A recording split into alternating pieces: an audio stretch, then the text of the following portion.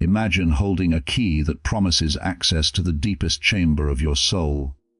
You turn the lock with trembling hands, expecting treasures beyond comprehension, visions of enlightenment, a divine revelation that will finally make life make sense.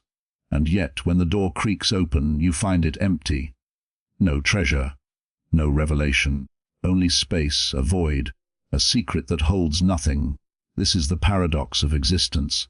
The secret that everyone whispers about, the answer that everyone seeks, is often nothing.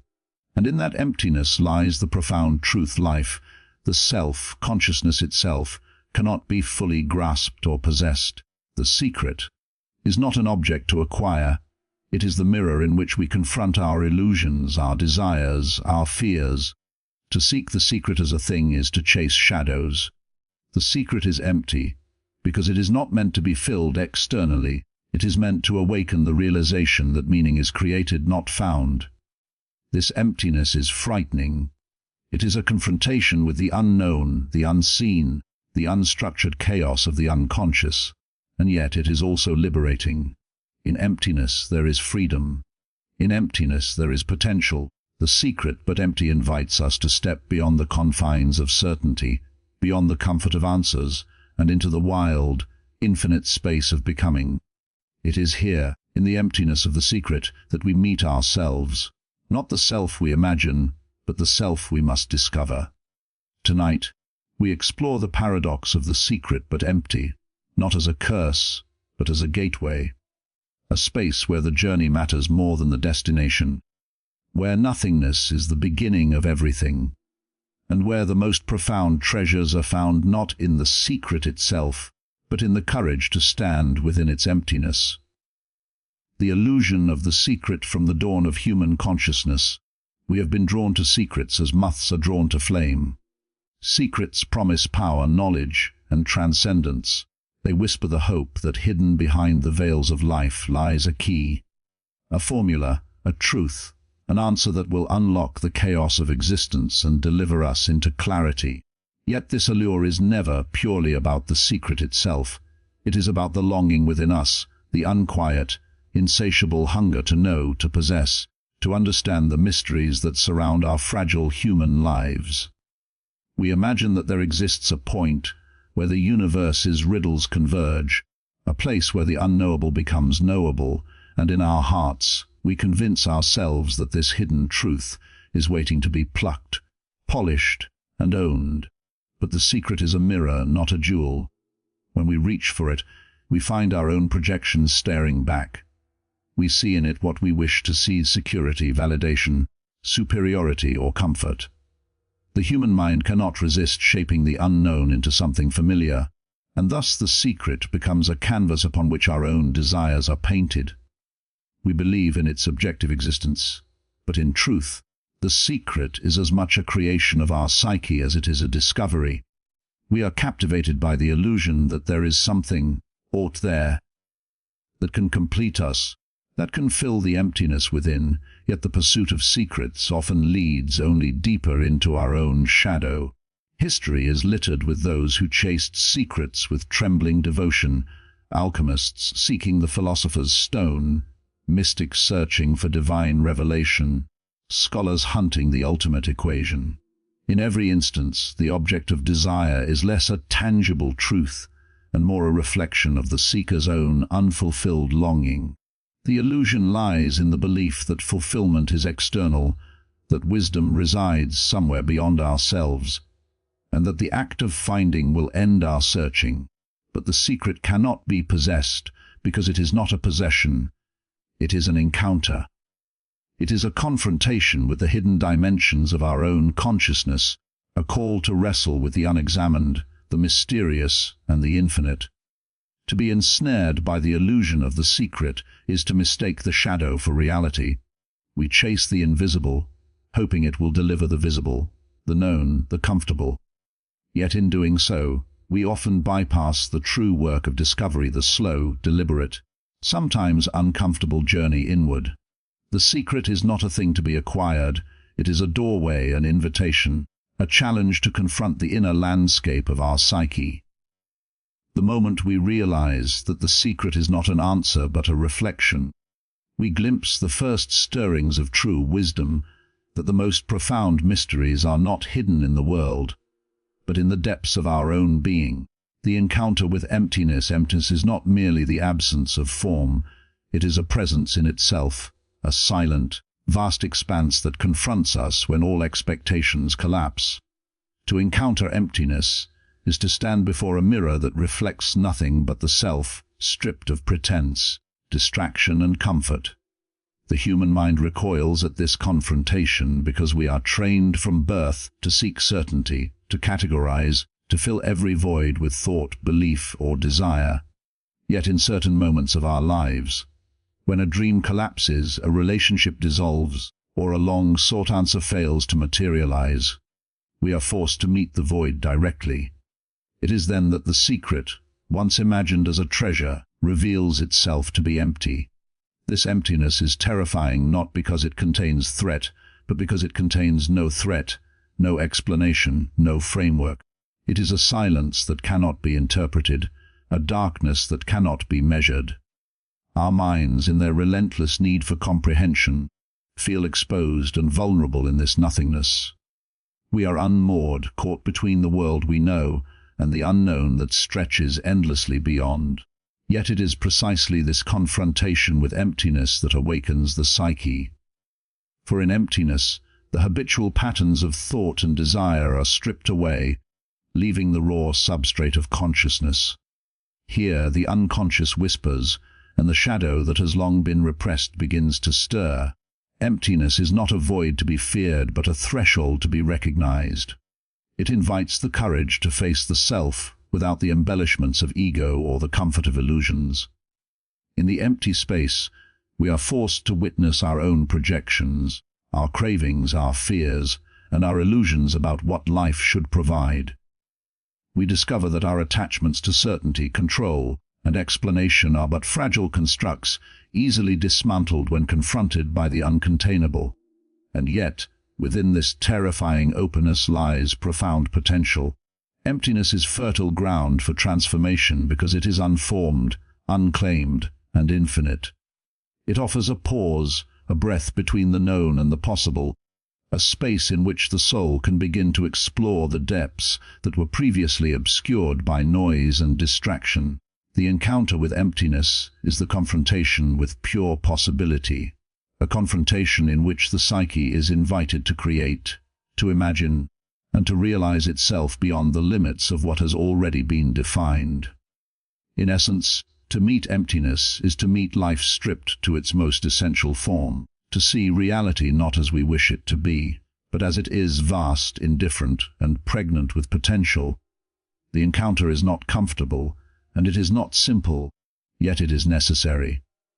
For only by standing within the empty space of the secret can we begin to awaken to a deeper understanding of ourselves, and through that awakening, begin the journey toward wholeness.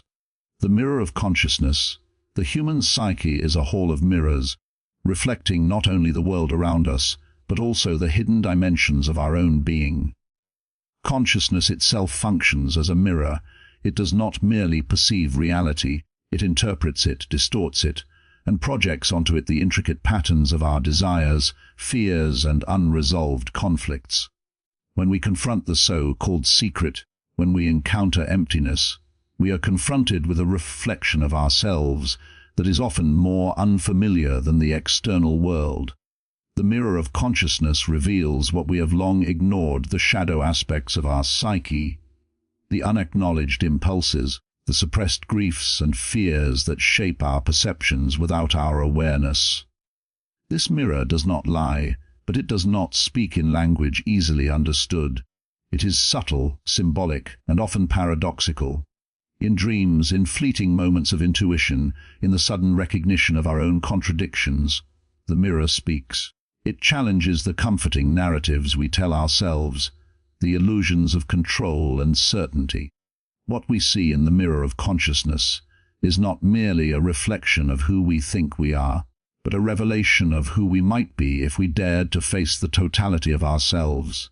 The secret, once imagined as a treasure hidden in some external realm, becomes apparent, it is a reflection of our own inner landscape. To seek it externally is to chase a shadow.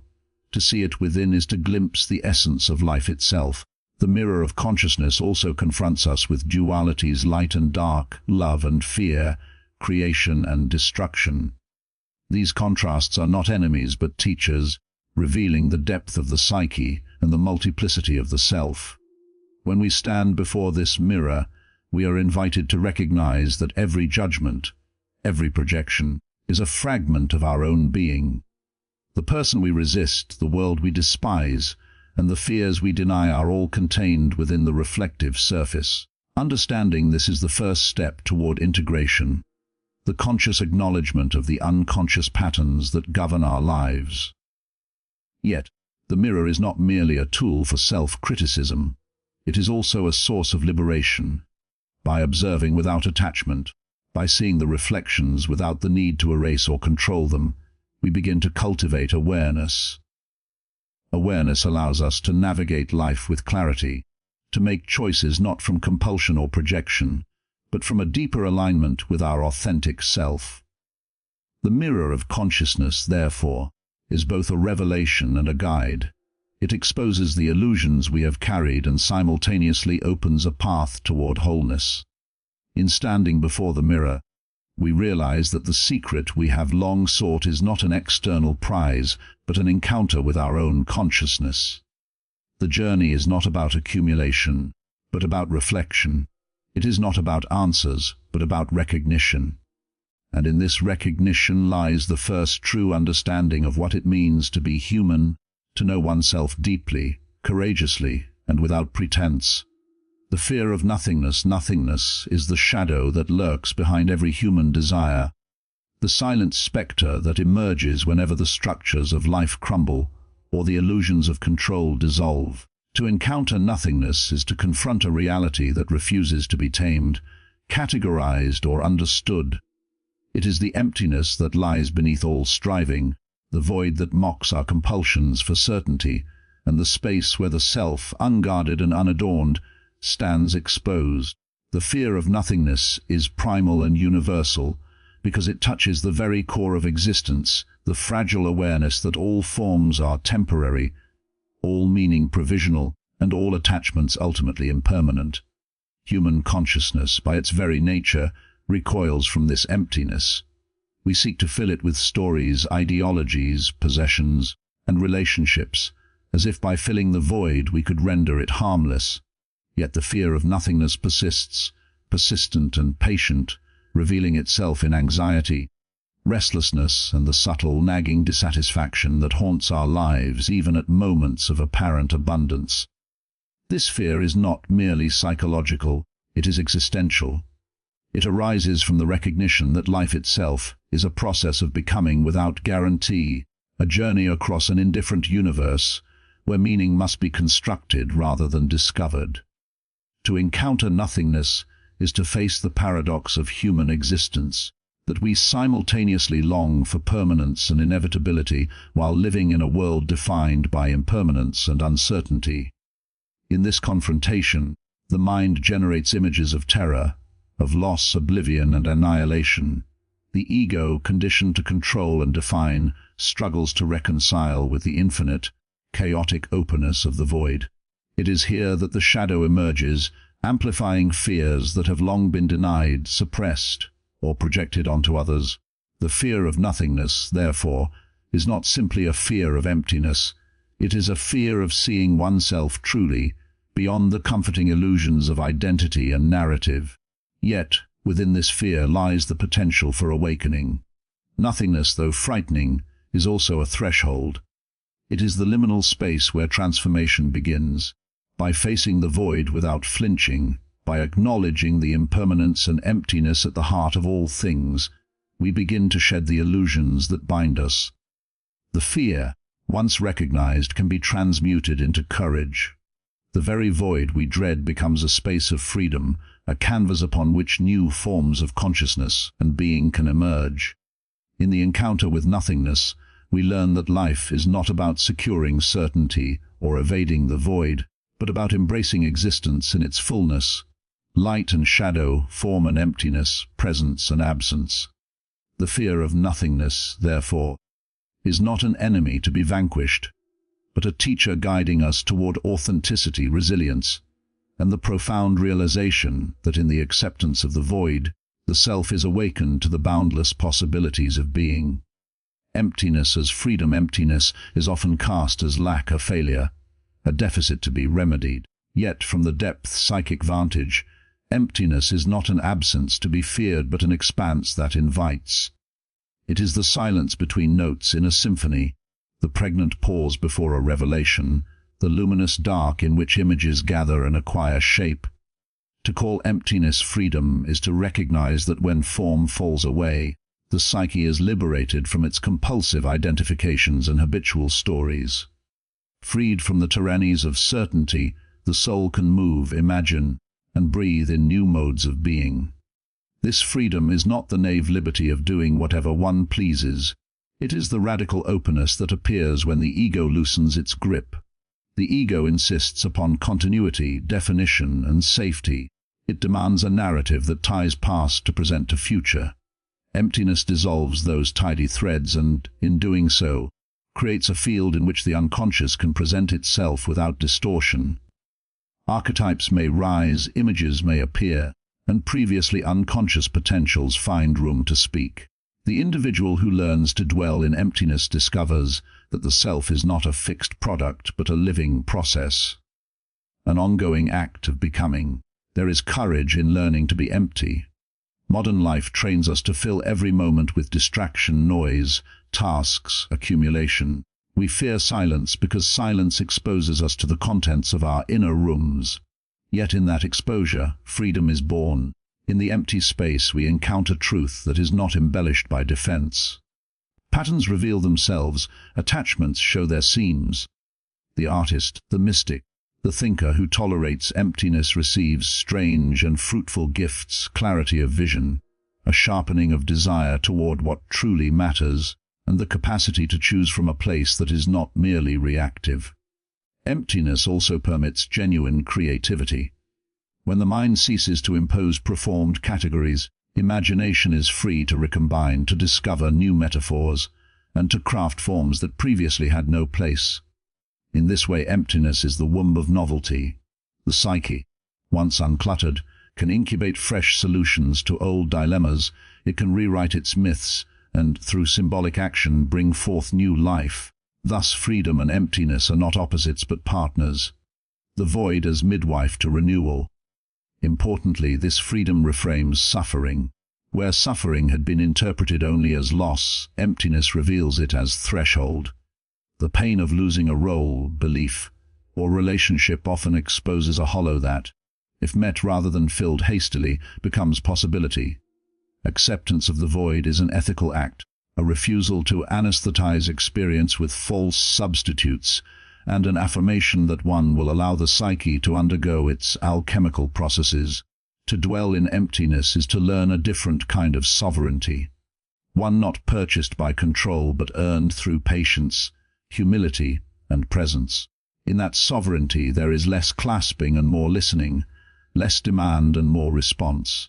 Emptiness, then, is not an enemy, but the radical freedom to be, to imagine, and to be reshaped by forces greater than the small self. It is the space where destiny and choice meet, where the soul rediscovers its voice in the wide, uncharted silence. The secret as gateway, the secret, in its paradoxical emptiness, is not an endpoint but a threshold, a portal through which the psyche is invited to step into realms of self-discovery that are otherwise inaccessible. In human life, we are trained to see secrets as objects to be obtained, as locked chests filled with knowledge or power that, once possessed, will render existence complete. Yet the true secret is not something to be held, it is an encounter to be undergone, a gateway that opens only when we relinquish the expectation of closure and allow ourselves to be touched by the unknown. In this sense, the secret is less about what is hidden and more about the process of approaching, confronting, and ultimately crossing into the unfamiliar spaces of consciousness. To recognize the secret as a gateway is to understand that emptiness, uncertainty, and ambiguity are not obstacles but invitations.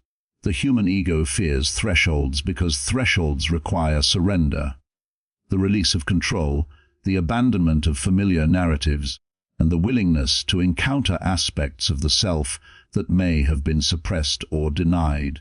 Yet it is precisely by stepping through this passage that transformation occurs. The secret, once revealed as empty, forces a confrontation with the inner world, the shadow, the archetypes, the unformed potentials waiting in the depths of the unconscious. It is here, at the threshold, that the psyche begins to align with truths that cannot be accessed through ordinary perception or rational calculation. The gateway of the secret is not a simple portal. It is a liminal space, a transitional zone where the old self dissolves and the new self can emerge.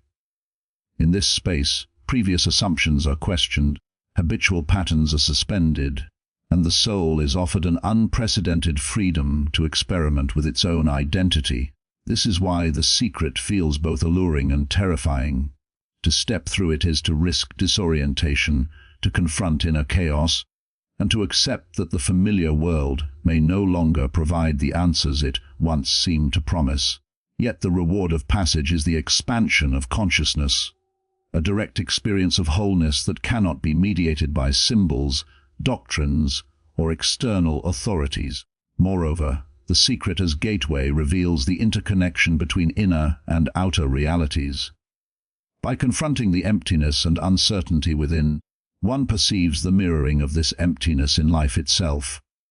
The universe, indifferent yet profound, reflects the structures of consciousness, and the gateway becomes not only a path of self-realization, but also a means of attuning to the rhythm of existence.